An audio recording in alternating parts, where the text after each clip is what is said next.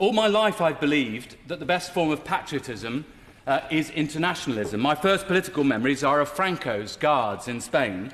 I was thrown out of Chile in 1986 for attending a funeral of a lad who'd been set on fire by Pinochet's police. And I distrust politicians who spuriously use the national security argument to launch campaigns against migrants, refugees and ethnic minorities. I fear the turn this world is taking towards narrow nationalism, protectionism and demagoguery. Distrust of those who are different from us can all too often, not always, but all too often, turn to hatred of foreigners, and that way lies the trail to war. I know that is not the tradition of the Rhondda. We were built on migrants from England, from Scotland, from Ireland, from Italy. And this country was built on the sweat, the courage, the ingenuity and the get-up-and-go of Huguenots, Normans, Protestants fleeing the Inquisition, Irish Catholics fleeing famine, Jews escaping persecution, Polish Ironmen, Spanish nurses, Indian doctors and Afro-Caribbeans who wanted to help make this country great.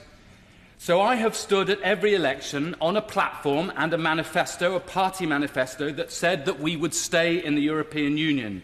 That was my solemn vow to the voters of the Rhondda. Now, I lost that vote, I admit it. I lost it in my constituency, but I haven't lost my faith.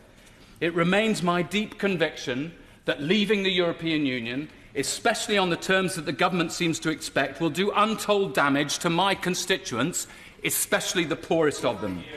It's so dangerous, this moment, because the government has stated that this moment is irreversible. This is it, folks, now or never. In the most uncertain of times, we are being asked to vote for a completely unknown deal. Yes, I know we're going to leave the European Union. I know the House will vote for that.